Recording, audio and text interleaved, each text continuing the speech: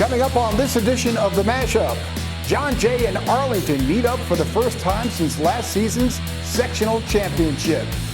Marlboro and Spackenkill get reacquainted as two Section 9 teams without a loss. And Red Hook and Highland meet up in a Saturday night tilt. So come on, we're clear for landing. The MashUp is next.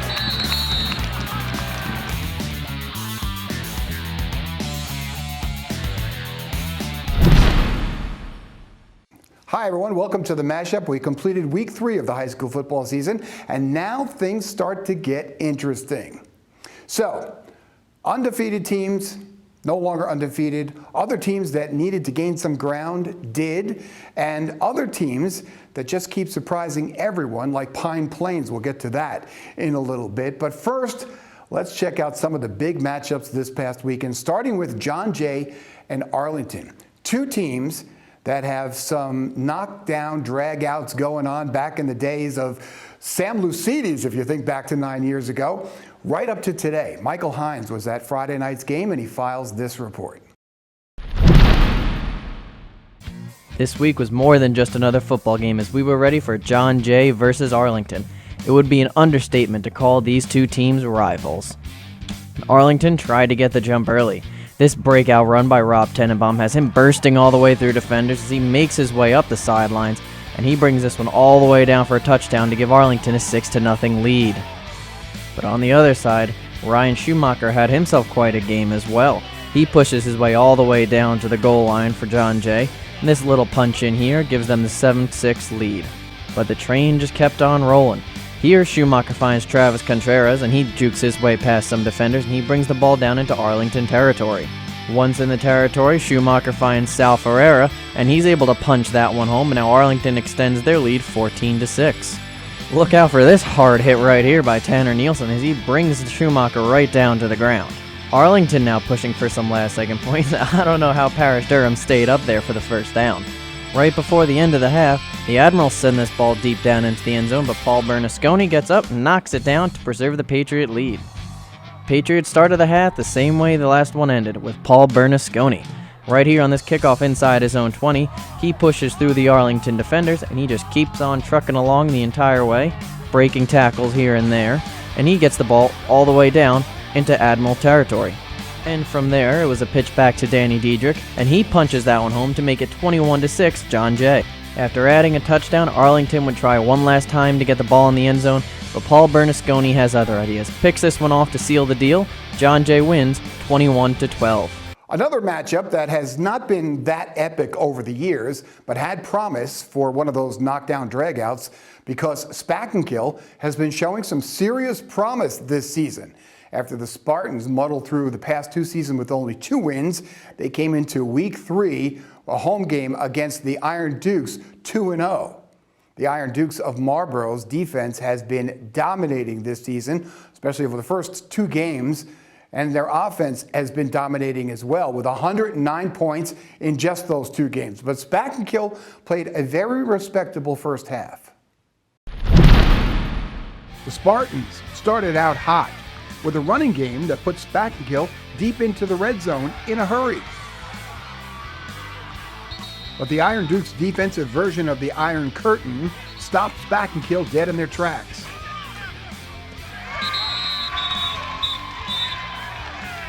Spackenkill's defense wasn't too bad either. And while this fumble recovery here didn't lead to anything, it showed Marlboro in a different light than we've seen so far this season. 2 turnovers, and Rich Ward wasn't happy.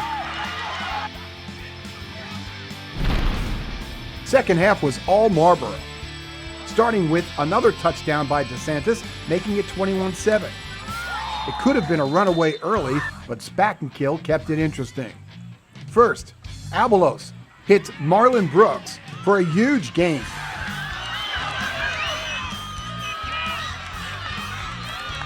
And then connects with Kabongo Barry for a 45-yard strike. It's 21-14. But the Iron Dukes, working off a no-huddle offense on a hot day, showed their conditioning and their weaponry as DeSantis goes in for another touchdown, and Marlboro improves to 3-0. Spackenkill falls to 2-1 with a 42-14 win that Coach Ward was still not completely happy with. I wasn't happy with the week's practice. I think we're reading our press clippings too much. I think people are going to come after us and bring our A game, and I don't think our performance was clean enough in the first half. The other big game was the Highland Red Hook matchup. This has turned out to be a pretty good rivalry over the years, and after Highland fell to New Paltz a week earlier by 1 point, the Huskies were anxious to get right back at it. But Red Hook had a game plan and executed it perfectly. It was a defensive battle early, but A.J. Coolball gets things going for Red Hook with his handoff up the middle, and he brings the ball down close to the goal line. He gets it again and puts Red Hook on the board to give them a 7-0 lead. Highland added a field goal before the end of the first half, and they were threatening again in the second, but the Red Hook defense was able to stop them and hold them to just a few points. On the punt return now is Jimmy Mulvey, and he takes the ball past a few Highland defenders, and then a few more, and he brings the ball down the sidelines, and he gets the ball deep into Highland territory. And with that field position, it was the Raiders' turn to capitalize. And Nick Morrissey does just that here with the option. He kicks it out to the outside, scores a touchdown. At this point, Red Hook was winning 20-6. After Red Hook had a bad snap on a punt in their own zone, Highland was able to capitalize here. And the guy to do that was Michael Maliero. And he drives this one in. Highland was now a little closer at 20-13. But Red Hook stayed cool. They brought the ball down to try and prevent a comeback, and Tristan Schiaffo breaks away from a few defenders and pushes this ball down to the 5-yard line. Schiaffo on the call again and brings this one home for a score. Red Hook would score another touchdown and win this game 33-13. In other scores from around the area, here it is. Pine Plains over Ellenville, 28-13. What makes this special is that Pine Plains has not put 3 wins together in a season in a very long time, and there they are at 3-0. Good for them. Millbrook over Warrensburg, 44-0, and Delvin Wood had a day. 220 yards on 13 carries and 4 touchdowns. Millbrook's 2-1. Roosevelt is having a tough time this year with a lot of injuries and now have to rely on JV players to make up the varsity. They fall to Warwick 31-8. Carmel is ramping it up. This one over Ramapo, 41-2. Casey Carrera had 105 yards and 2 TDs, and Carmel is 3-0. And Brewster, what a game against Sleepy Hollow. It was the Bears that were sleepy in the first part of this game, but came back with 27 unanswered points behind Catalano's 2 TD passes, and the Bears are now 2-1. Let's send it over to Rich Tomaselli, who's with one of the top running backs in the area. Thanks, Charlie, and I am proud of myself because I think I'm the only person who was able to slow down Tayshon long enough to get him to stop running and talk for an interview. So thank you for coming in. Appreciate it, first of all. No problem. Thank you for having me. Let's talk a little bit about your first 3 games. Almost 600 yards rushing, 579 to be exact. And you had the huge game last week as you won for the first time this season. So let's work backwards. Start with the 235-yard game and the victory. Our offensive line, since the beginning, has been clicking really well. And Game 3 against Foxlane was just when it finally all came together. They opened up plenty of holes, and I was able to get to the second level. And then after that, it was just, history after that. So I really give all my credit to them because without them, I wouldn't be able to do it. Smart guy, thanking the offensive line. Some guys in the pros buy their offensive linemen Rolexes and stuff like that. I don't think you're at that level yet, but all right.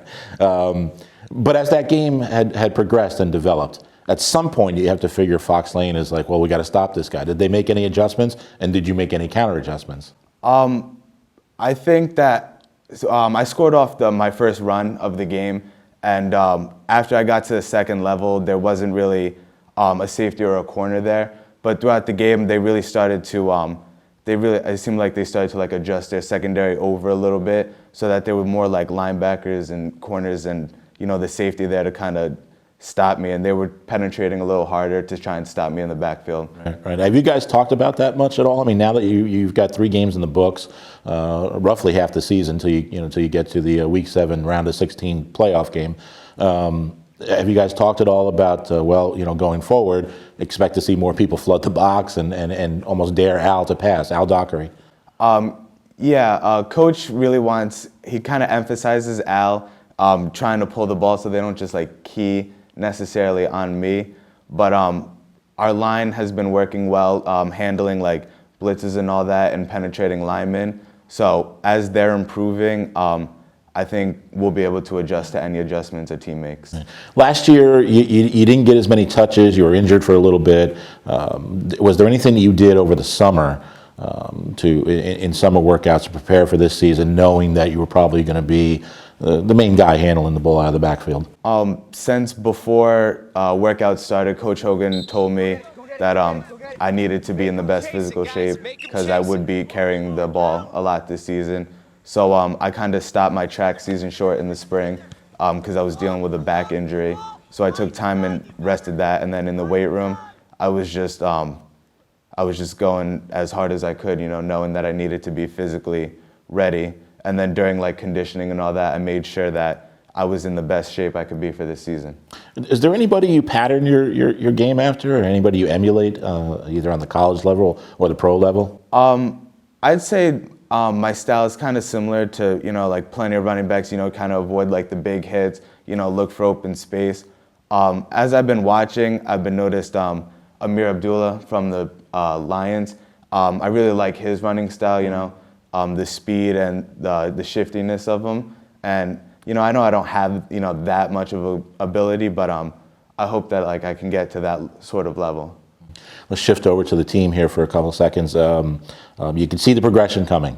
You're in that first game right in the fourth quarter until they put up a couple of scores. You were in game 2 against Carmel until they put up some scores late. And you can see the progression coming. So talk a little bit about the team and where you are now, 1-2 heading into the Suffern game this weekend. Right. Coach kept telling us, we're right on the brink. All we needed to do was really work on our finishing. We went into halftime against Fox Lane, tied 7, and he told us, he was like, this is your time. This is the time when you guys need to be able to finish the game and come out with a stronger second half than a stronger first half. So we came out and we just played, and I think we finally got over the hump that we needed to. Right. Do you sense among your teammates, among your peers, are you buying into everything this coaching staff is bringing to you this year? Oh, without a doubt. Now that we have Coach Hogan back and Coach Bianco back, they bring a whole new level of energy to everything that we do. And they believe that we can win every game that we play. They come in with so much enthusiasm, and everything they tell us, we know that we can do it. And we just hope for the best. Tayshawn Dodd, averaging almost 200 yards a game at Ketchum Suffern this weekend. Good luck, and we'll look forward to talking to you again. Thank you. Thanks. So that will do it for this edition of The Mashup. I'm Charlie Carnaccio, and we'll see you inside the lines.